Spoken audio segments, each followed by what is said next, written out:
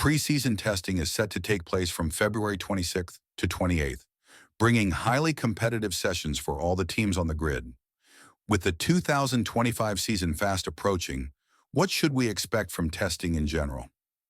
More importantly, which teams could be considered dark horses after their tireless winter development? One of the key factors determining whether a season will be successful is preseason testing. Teams will need to decide whether they will sandbag or push their limits. Over the course of 3 days, testing will be divided into morning and afternoon sessions. While teams won't reveal all of their upgrades and innovations, we can expect to see flow rakes and FZ paint used to analyze airflow in certain areas of the cars. Many teams have significantly changed their concepts, some by as much as 100%. McLaren, Aston Martin, and Ferrari stand out as the most radical in their approach. Meanwhile, Red Bull and Mercedes face the challenge of overcoming past issues and rising to the occasion. Could this lead to one of the most competitive seasons yet? The answer might be found during these 3 days in Bahrain. Preseason testing is a crucial part of Formula One, and it's no coincidence that it lasts 3 days. Teams will use this time to explore new challenges and push the boundaries of their designs beyond what was initially projected on paper.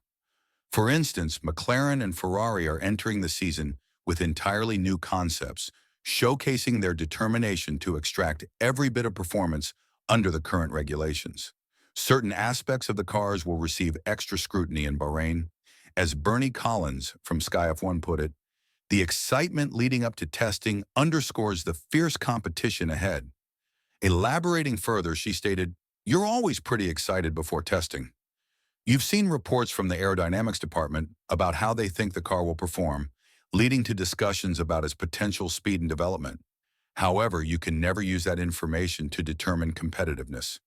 Even if a team claims their car is 3 seconds a lap faster around Barcelona, they have no idea what improvements their rivals have made. Excitement is always mixed with uncertainty. There's always an aspect of a car's design that makes teams nervous, whether due to reliability concerns or other factors. Some teams will prioritize 2026, meaning we may not see major developments in Bahrain or throughout the 2025 season. However, the top teams have embraced bold new design directions, which could either bring significant performance gains or set them back compared to their rivals. The first indications of this will emerge in Bahrain. Ferrari, in particular, will have a lot on their plate. This marks the first time in years that they have an incredibly competitive driver lineup. While lap times in Bahrain may not be entirely representative, since Charles Leclerc and Lewis Hamilton will run different programs, early signs could suggest that Ferrari understands Hamilton may need more than one season to fight for the championship. The team faces both high risks and high rewards. As a result, it is reasonable to assume that Leclerc might be their preferred driver for the championship fight, while Hamilton will focus on adapting to the SF25 and maximizing the team's chances of winning the Constructors' Championship. The competition will be intense, especially with McLaren's duo driving the MCL39, a car that has undergone significant changes from its predecessor. The most notable upgrade is its aggressive anti-dive suspension.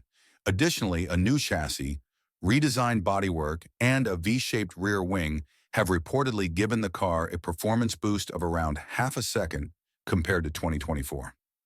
Like Ferrari, McLaren does not have a designated number one driver. While both drivers will use testing to learn about the car, the season opener in Australia will reveal who has adapted better during these 3 crucial days in Bahrain. One key aspect to watch will be driver feedback. We can expect extensive communication between the drivers and their teams as they gather vital data for the season ahead. Engineers, this is something that Bernie Collins has also talked about, stating that the most important thing here is to see whether the on-track data will match the simulations and what changes need to be made ahead of the first race of the season. Elaborating further on this, Bernie said that the drivers will provide good feedback. If their feedback is, "This car is terrible," then it's going to be a difficult year. Sometimes a test requires a lot of time to change a component. For example, a front suspension test might take a few hours to complete. You shouldn't attempt that in Bahrain, or at least try not to, because there is so much lost time. However, during shakedowns, teams have 200 kilometers to run, and time is unlimited.